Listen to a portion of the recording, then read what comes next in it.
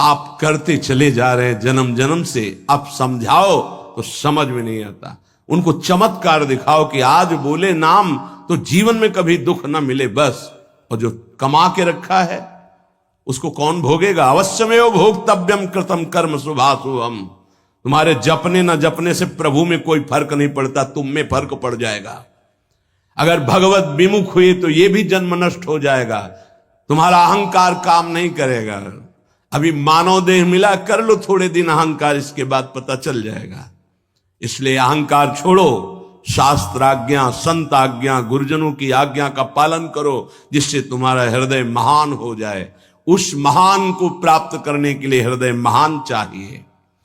तुम्हारा स्वरूप ही है आनंदमय। जीव सहज सुख त्यागी, सहज सुख राशि। तू अपने को नहीं जान पा रहा, इसलिए देह भाव से पापाचरण कर रहा है।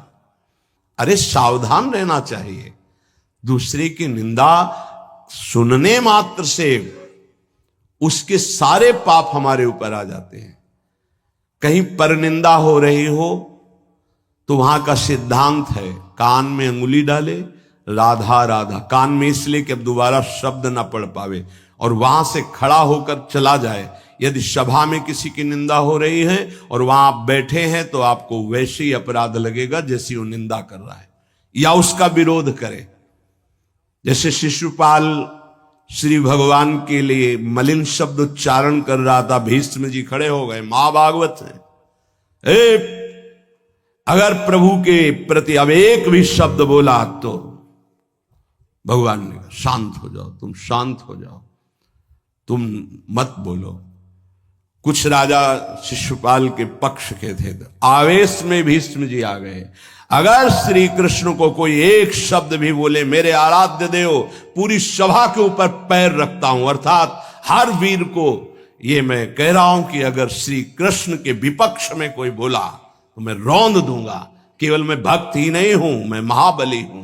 त्रिभुवन में कोई ऐसा जोड़ नहीं जो भीष्म अपने स्वरूप में आ जाए और फिर उसे। वही भीष्म जी जब अधर्म के पक्ष में खड़े हो गए, पांडवों के विपक्ष में, वही भगवान पांडवों के पक्ष में तो दंड मिला, 6 महीना बाणों की शैया पर पड़े रहे। अधर्म के कारण परास्त हुए ने। ऐसे महावीर महाभागवत को कोई परास्त कर सके असंभव। परम पावन गंगा जी के गर्भ में रहे, जिन गंगा जी का एक बूंद भी अगर शरीर छूटते समय चला जाए तो परम पद मिलता है, उनके गर्भ में रहे। अगर अधर्म का पक्ष ले लिया गया, अधर्म हो रहा है, सभा में बैठे हैं, तो उसी समय तेज नष्ट हो जाएगा, पुण्य नष्ट हो जाएगा, पाप का भागी बनेगा। जैसे भीष्म जैसे महापुरुष को भी बनना पड़ा। सभा में उधर ही बैठे और वही ही महाभागवतों की निंदा और अपमान हो रहा है, खड़े होकर चले जाना चाहिए। जैसे विदुर जी खड़े हुए और छोड़ दिया, आज के बाद तेरा अन्न नहीं पाएंगे, दुर्योधन इस सभा में नहीं आएंगे। जिस सभा में धर्मात्माओं की निंदा हो, उस सभा का त्याग कर दे। एकांत फूस की झोपड़ी बनाकर रहना पसंद, भिक्षा मांग के खाना पसंद, अधर्मियों का अन्न नहीं, अधर्म सभा का सेवन नहीं। तो भगवान विदुरानी जी के घर गए थे। पर निंदा सुनि श्रवण मलिन, बचाना चाहिए श्रवणेंद्रिय को। जहां किसी की निंदा हो, अब तो शौक है इस बात का, निंदा करने का और सुनने का एक व्यसन है। अपने को बड़ा अच्छा साधक मान लेना, दूसरे को हे मानकर उनकी निंदा करना, ये क्या कर रहे हो? अपने जीवन को गर्त में गिरा रहे हो। पर निंदा के किए ते आवत नहीं कछु हाथ, मूर्ख पर्वत पाप को ले चल अपने साथ। बचन दोष पर गाए, दूसरों के विषय की चर्चा करने का समय कैसे मिलता है लोगों को? नाम जप करो, अपने विषय में सोचो, तुम्हारा मंगल कैसे होगा, तुम निष्पाप कैसे होगे, तुम्हारे दुखों की निवृत्ति कैसे होगी, तुम अपने कर्तव्य का पालन कैसे करोगे, तुम्हारा धर्म क्या है, इस विषय में सोचो। दूसरों के विषय में बोलने की हमारे पास समय वृत्ति कैसे है? ना तो वृत्ति होनी चाहिए ना समय। पर निंदा सुनकर श्रवणेंद्रिय मलिन हो गई और पर निंदा करके वचन मलिन हो गए और अपने प्रभु से विमुख होकर, हरि से विमुख होकर सब अपवित्र हो गया। शरीर अपवित्र, इंद्रियां अपवित्र, हृदय अपवित्र, स्वभाव अपवित्र। तुलसीदास व्रत दान ज्ञान तप शुद्धि हेतु श्रुति गावे, राम चरण अनुराग नीर बिनु मल अति नाश न पावे। खास बात कह रहे हैं, शास्त्रों में बहुत वर्णन है। पाप नाश के बहुत से उपाय हैं, बड़े बड़े व्रत, कृच्छ चंद्रायण आदि व्रत, उपवास करने से कुछ पाप क्षीण होते हैं, लेकिन पाप प्रवृत्ति का नाश नहीं होता। शास्त्र ज्ञान भी पाप निवृत्ति का उपाय है, तपस्या भी, बड़े उपाय शास्त्रों में वर्णन किए पाप नष्ट का। गोस्वामी जी कह रहे भगवान के अनुराग के बिना, भगवत प्रेम के बिना जड़ मूल से हृदय निष्पाप नहीं होता। पाप की जड़ है प्रवृत्ति, वासना, कामना, तृष्णा, स्पृहा। इनका जड़ से नाश हो जाता है जब हृदय प्रेम से द्रवित हो। अपनापन जब प्रभु से होता है, मेरे प्रभु, जहां हृदय में द्रवण क्रिया हुई, आंखों में अश्रु बहे, वो जो पवित्रता होती है, मम भक्ति युक्तो भुवनम पुनात, लोगों को पावन करने की सामर्थ्य उसमें आ जाती है। ये अनुराग प्राप्त करने के लिए मानव देह मिला है, हरि अनुराग। प्रेम प्राप्त करने, कहां प्रेम लग, जरा सी बात हमारे प्रतिकूल हो, हमारी गुरु निष्ठा, भगवान निष्ठा, पता नहीं कहां माया किस कोने में कर देती है कि उस समय में हम केवल उस सामने अनुकूलता को देखते हैं, प्रभु को नहीं देखते, प्रभु के विधान को नहीं देखते। ये नहीं समझ पाते कि हमारे सामने प्रश्न उपस्थित हुआ है, अब हमें अपनी इष्ट निष्ठा, गुरु निष्ठा को परिपक्व रखना है। साधन में उन्नति अपना पुरुषार्थ और गुरुदेव की कृपा, भगवत कृपा दोनों चाहिए। अगर पुरुषार्थ नहीं करोगे तो कृपा है उसका स्वाद नहीं ले पाओगे। कृपा रसोई बना करके सामने रख देना थाल, पुरुषार्थ उसे पाना। पूज्यपाद श्री उड़िया बाबा जी महाराज कहते, साधक का प्रयास और भगवान गुरुदेव की कृपा, ये दोनों सिद्धावस्था की प्राप्ति में अत्यंत आवश्यक हैं। कायर बन के हाथ पे हाथ रख के बैठ जाए कि वो कृपा से सब हो जाएगा, ये कायरता कृपा नहीं सिखाती, ये कायरता है। पुरुषार्थ जितना हम में अध्यात्म बल है उसके अनुसार हम चल रहे हैं, बकाया सब कृपा से हो जाएगा, पक्का हो जाएगा। मन क्रम वचन छाड़ी चतुराई और भजत कृपा करिहे रघुराई। मन से, वचन से, कर्म से ये चतुरता छोड़ो, अब सब कृपा से हो जाएगा। तो तुम प्रमाद करो और तुम्हारे ऊपर कृपा का प्रभाव जागृत हो जाए, ऐसा कभी नहीं देखा गया। जितना आप में सामर्थ्य मिली उसको लगाओ, शेष चिंता मत करो, कृपा पूरी कर देगी, पर आपको लगना होगा। साधक का पुरुषार्थ, निज चेष्टा और भगवत गुरु कृपा, ये सिद्धावस्था को प्राप्त कराती है। साधक का पुरुषार्थ अगर नहीं लगेगा तो विपरीत दिशा में चला जाएगा, असाधन बनने लगेगा। उपासक गुरु को कभी मनुष्य न समझे, भगवत विग्रह को कभी धातु का न देखे कि पत्थर की मूर्ति है कि अष्ट धातु की है कि ये काहे, ऐसा कभी प्रश्न न करे। इष्ट देव का अवतार होता है अर्चा विग्रह रूप में, अर्चावतार। दो प्रकार से प्राण प्रतिष्ठा होती है, एक होती मंत्रों के द्वारा और एक होती भाव के द्वारा। निरंतर जो मंत्राकार वृत्ति की हुई भजन में डूबे हुए महापुरुष है, जब तदात्म वृत्ति से श्री विग्रह की तरफ देख ले, उसी समय हलचल पैदा हो जाएगी। प्राण प्रतिष्ठा हो गई, छाती से लगा लिया, प्राण प्रतिष्ठा हो गई। मंत्रों का एक अनुष्ठान वैदिक सिद्धांत से और एक है भाव सिद्धांत।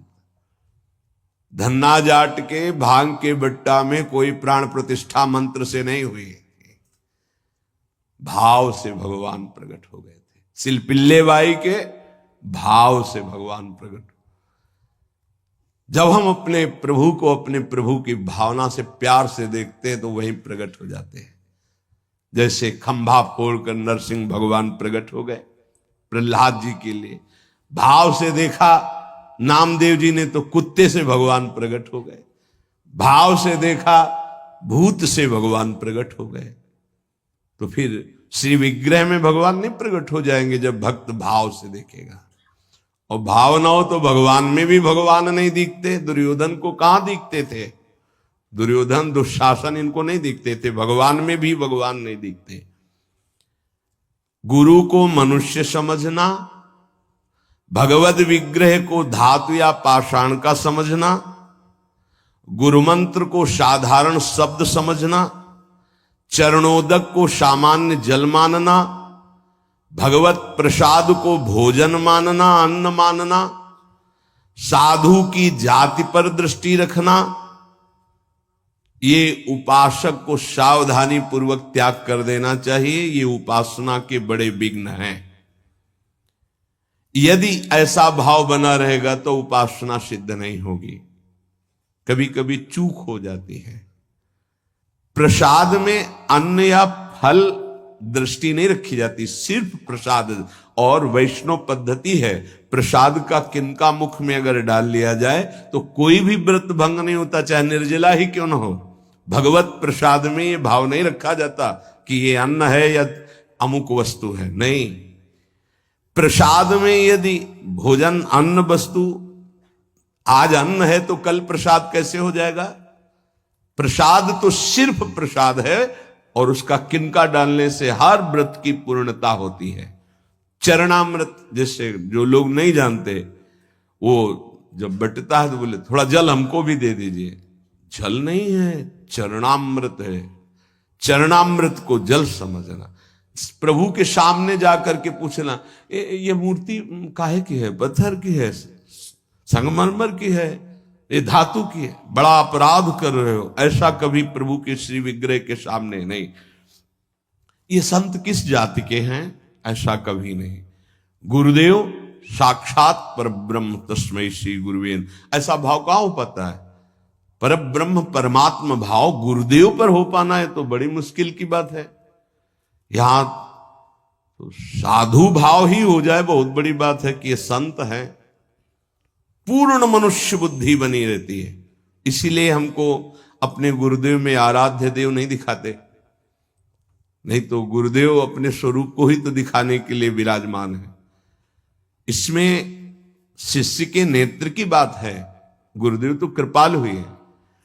जब हरिव्यास देवाचार्य जी अपने गुरुदेव के पास आए तो जब शिष्यत्व की बात की तो उन्होंने कहा, तुम्हें कुछ दिखाई दे रहा है? बोले नहीं, जाओ 12 वर्ष गिरिराज जी की परिक्रमा। फिर आए, राधे राधे। अब कुछ दिखाई दे रहा है? बोले नहीं, फिर जाओ 12 वर्ष। 24 वर्ष राधा राधा रटते हुए गिरिराज जी की परिक्रमा लगाई। जब आए बोले अब दिखाई दे रहे? बोले हाँ, आपकी गोद में प्रिया प्रीतम विराजमान है। ये अब दृष्टि आई। गुरु को मनुष्य मानना, प्रायः मनुष्य ही मानते हैं। हमें लगता है कि 1000 में कोई 1-2 ऐसे होंगे जो ये भाव हो कि गुरुदेव हमारे ब्रह्म हैं। छवि या मूर्ति विराजमान करके तो पूजा सब करेंगे, लेकिन मनुष्य बुद्धि या बहुत संत बुद्धि, उसमें भी प्रश्नवाचक चिन्ह। साक्षात पर ब्रह्म कहने को तो सामने जाके बोलेंगे गुरुर् ब्रह्मा गुरुर्विष्णु गुरुर्देव महेश्वरः गुरु साक्षात पर ब्रह्म तस्मै श्री गुरुवे नमः। विचार करो, इसमें से एक भी माना है तुमने? गुरु को ब्रह्मा माना है या हरि माना है या शिव माना है या साक्षात पर ब्रह्म माना है, बड़ा मुश्किल है। केवल कह देना अलग, बोले होना भी तो चाहिए साक्षात पर ब्रह्म। केवल बातों से कोई पर ब्रह्म थोड़ी हो जाता है। तो पाषाण में पर ब्रह्म था क्या? वो तो अव्यक्त था, तुम्हारे भाव से व्यक्त हुआ ना। तुमने पर ब्रह्म की भावना की तो मुस्कुराता हुआ ब्रह्म प्रकट हो गया। तो गुरुदेव तो चैतन्य ब्रह्म है। आपकी भावना यदि हो जाए, कुत्ते से विट्ठल भगवान प्रकट किए, तो भावना ही तो की प्रभु प्रभु सूखी मत खाओ, थोड़ा घी रोटी मिला, नाथ आपके लिए ही तो है। तो ऐसे देव साक्षात विट्ठल भगवान गुरुदेव में, प्रभु आपका सर्वस्व, आपका प्राण मन तन सब, मैं आपकी ही तो उपासना कर रहा हूं, मुझे और कोई भगवान नहीं चाहिए। बस आपका साक्षात्कार हो, आप प्रसन्न हो जाएं, आपकी अधीनता। ऐसा कहां? ऐसा होगा तो भाव बदल जाएगा। गुरुदेव के प्रति परब्रह्म भाव हो जाए तो साधक को कुछ करना नहीं पड़ेगा, अपने आप उसके अंदर समस्त दैवी संपदा प्रकाशित हो जाएगी। परब्रह्म भाव होना बहुत कठिन है। गुरुदेव के प्रति परब्रह्म भाव हो गया तो उस भाव की सिद्धि होगी, चराचर जगत में परब्रह्म भाव हो जाएगा। क्योंकि गुरुदेव अखंड मंडलाकारम व्याप्तम चराचरम, तो चराचर में परब्रह्म भाव होते ही वो जीवन मुक्त हो जाएगा। बहुत कठिन बात है। इसलिए उपासक इस भाव को सिद्ध करे। गुरुदेव साक्षात परब्रह्म, भगवद विग्रह, साक्षात मेरे इष्ट देव, चरणोदक, अहो भाग्य जो हमें चरणामृत पीने को मिल रहा है, कोई जल नहीं। और गुरुदेव का मंत्र, ये कोई शब्द नहीं है, साक्षात इष्ट देव मिल गए, मुझे मंत्र मिल गया तो। पर ऐसी बुद्धि कहां है? पड़ा है एक कोने में हृदय में मंत्र, उसका बार बार स्मरण नहीं, बार बार दुलार प्यार नहीं मंत्र का। आप देखो मंत्र को कितना प्यार करते हैं आप। मंत्र का प्यार है बार बार स्मरण करना, दुलार करना, तो उसी का जागरण होगा। तो वही प्रिया प्रीतम निकुंज सब उसी में छुपा है। ये जो मंत्र है ना, इसमें सब कुछ छुपा है। मंत्र की ही व्याख्या चतुरासी जी है, निज मंत्र की व्याख्या चतुरासी जी है। चतुरासी जी की व्याख्या 42 लीला और वृंदावन दास चाचा जितने भी पद गाए सब चतुरासी जी की व्याख्या है। और 84 जी निज मंत्र की व्याख्या है। ये अंदर की बात समझ। मंत्र मिला मतलब पूरे निकुंज की चाबी मिल गई। बीज मंत्र इसी को कहे, इसी से पूरा निकुंज रूपी वृक्ष प्रकाशित हो जाएगा।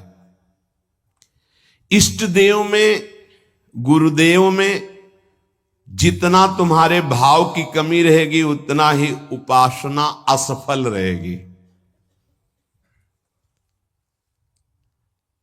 जब अपने इष्ट देव के पास कोई जाता है, जैसे यहां से कोई बोले कि बरसाने जाए, हे सुनो श्री जी को हमारी भी दंडवत कर, अहो भाग्य आपके कि आप श्री जी के दर्शन करने जा रहे, हमारी दंडवत कह देना, हमारी स्मृति, हमारी भी अर्जी लगा देना। कोई आपका है, ईर्ष्या तो नहीं होगी ना, द्वेष तो नहीं होगा, उसके प्रति जलन का भाव तो नहीं होगा कि तो श्री जी के दर्शन के लिए जा रहा है। ऐसे यदि हमें गुरुदेव से प्रेम है और हमें दिखाई दे रहा कि गुरुदेव इनको ज्यादा प्यार कर रहे हैं, तो हमारा उससे ज्यादा प्यार हो जाएगा। आपके हो भाग्य, कभी हमारी भी स्मृति दिला देना, गुरुदेव को ये प्रदान कर देना। गुरुदेव, उसके अंदर द्वेष तो नहीं आएगा, जलन तो नहीं आएगी। जब मनुष्य बुद्धि होगी तब जलन होने लगेगी, तब ईर्ष्या जागृत हो जाएगी। नापना चाहिए अपने हृदय में कि गुरुदेव के प्रति मनुष्य बुद्धि का लक्षण है, साधु बुद्धि का लक्षण है, या साक्षात पर ब्रह्म का लक्षण है। इतनी गोपी जन थी, क्या किसी को किसी के प्रति ईर्ष्या थी क्या? एक साथ बैठकर सब कात्यायनी की उपासना, एक साथ यमुना स्नान, एक साथ अनुष्ठान श्री कृष्ण को प्रीतम रूप में प्राप्त करने का। ऐसे सहस्त्रों उपासक, सही पूछो तो इतना भी अंतर नहीं, सबके प्रति प्रभु का समान प्यार है। गुरुदेव का, प्रभु का। पर जो जितना प्रभु मानेगा, जितना अपनापन करेगा, वो दूर रहकर भी अनुभव करेगा कि गुरुदेव का, इष्ट देव का हमारे प्रति सबसे अधिक प्यार है। यह सबको अनुभव होगा यदि आप पवित्र हृदय से, भगवत भाव से, तो आपको यह अनुभव होगा कि देखो, देखें या ना देखें, बोले या ना बोले, मिले या ना मिले, मेरा हृदय कहता है कि गुरुदेव, इष्ट देव सबसे ज्यादा मुझे प्यार करते हैं। ये भगवत भाव में रहता है। इष्ट देव और गुरुदेव की परिपूर्णता के भाव में जितनी कमी रहेगी, उपासना उतनी कच्ची रहेगी। इष्ट देव गुरुदेव की परिपूर्णता में भाव, इष्ट देव में कभी एक देशीयता का भाव नहीं रहना चाहिए। मेरे इष्ट देव सर्वत्र विराजमान है, तभी सच्चिदानंद भाव पूर्ण होगा। मन उपासना किए बिना नहीं रह सकता, इसका स्वभाव है उपासना करना। यदि प्रभु की उपासना नहीं की तो भोगों की उपासना ये करेगा ही करेगा, तुम इसे रोक नहीं सकते हो। अगर ये भोगों की उपासना करेगा तो दुख, चिंता, भय, शोक, मृत्यु, इससे तुम बच नहीं सकते हो। और मन का स्वभाव उपासना करना, ये बिना उपासना किए नहीं रह सकता। यदि प्रभु की उपासना नहीं की तो विषय की उपासना करेगा, इसलिए बचाओ इसको विषय उपासना से और प्रभु की तरफ लगा दो। तो बोले, ये जानते हुए कि ये विषय उपासना पाप कराएगी, फिर भी हम इसे क्यों नहीं रोक पाते? तो श्री भगवान कह रहे हैं कि तुम्हारा ज्ञान 3 तरह से ढक गया। पहला, अग्नि में जैसे धुआं पर अग्नि है, अर्थात ज्ञान है, पर धुआं हट जाए तो सही ज्ञान दिखाई दे, ऐसे पहली स्थिति उपासक की विषय उपासना की तरफ, काम वासना की तरफ जब होती है, उस समय एकदम वो ज्ञान जागृत करने के लिए सत्संग आदि का सहयोग तो बच जाएगा। नहीं, दूसरी आती दर्पण में मल की तरह, अब उसमें बड़ा प्रयास करने पर। तीसरी आती है जेर में ढका हुआ गर्भ, अब उसमें समझ में ही नहीं आता कि क्या ठीक है क्या नहीं ठीक है, जो वासना आई वैसी क्रिया हो गई। आवृतम ज्ञान में तेनो ज्ञानिनो नित्य वैरिणा काम रूपेण कौन्तेय दुष्पूरेणानलेन च। हे कुंती नंदन, ये काम अग्नि है, ये कभी तृप्त होने वाला नहीं है। जैसे अग्नि में धीरे धीरे घी डालो तो भड़केगी, वो शांत नहीं होगी। ये ज्ञानियों का बहुत बड़ा दुश्मन है, तो अज्ञानियों का मित्र है। काम से ही तो सुख का अनुभव करते हैं। संसार में शास्त्रों की संख्या में केवल काम सुख के लिए ही सारा चिंतन है। देख लो, हमें पढ़ना लिखना है, खूब रुपया कमाना है, अपनी कामनाओं की पूर्ति करनी। काम का सीधा तात्पर्य केवल एक ही इंद्रिय से नहीं, सर्वेंद्रियों के भोग से है। अगर ये दुश्मन है तो किनका है? जो इस संसार रूपी महान दुखालय से मुक्त होना चाहते हैं। वैसे है तो दुश्मन उनका भी, क्योंकि दुख, शोक, चिंता, भय, पाप आचरण कराता है, पर वो मित्र मानते हैं, इसी से वो सुखी होना चाहते हैं। ज्ञानिनो नित्य बैरिणा, ज्ञानियों का ये दुश्मन है। तो कोई ऐसा न समझ ले कि ज्ञानियों को भी काम परास्त करता है क्या? तो यहां ज्ञानी शब्द शास्त्र ज्ञानी से, ब्रह्मबोध से नहीं है। ब्रह्मबोध संपन्न महापुरुष के हृदय में नहीं स्वात्मा रामम विषय मृग तृष्णाम भ्रमयति, भ्रम पैदा ही नहीं कर सकती माया। जहां आता है जो ज्ञानिन कर चिता परई बरियाई विमोह बस करई, वो शास्त्र ज्ञानी, ब्रह्मबोध संपन्न महापुरुष नहीं, वहां गुंजाइश ही नहीं है। जैसे भगवत प्रेमी महात्मा नहीं, अभी वैदिक भक्ति, गौड़ी भक्ति तक हो सकता है, लेकिन अनुराग, जहां अनुरागात्मिका भक्ति जागृत हुई, प्रेम लक्षणा भक्ति, वहां प्रवेश नहीं किसी विकार का। ऐसे ही शास्त्र ज्ञान साधना तक हो सकता है काम का प्रभाव, लेकिन ब्रह्मबोध संपन्न महापुरुष के हृदय में नहीं। ऊसर बरसई तृण नहीं जामा, संत हृदय जिम उपज न कामा। भगवान कह रहे हैं दुष्पूरेणा नलेन च, ये कभी पूर्णता नहीं होती काम में। अग्नि में घी की आहुति सुहाती सुहाती डाली जाए तो कभी वो बुझेगी नहीं, बढ़ती चली जाएगी। ऐसे ही कुछ लोग सिद्धांत कहते हैं भोग से योग। भाई शास्त्र तो आज्ञा नहीं करता ऐसा। न जातु कामः कामानाम उपभोगेन साम्यति हविषा कृष्ण वर्तमेव भूय एवाभिवर्धते।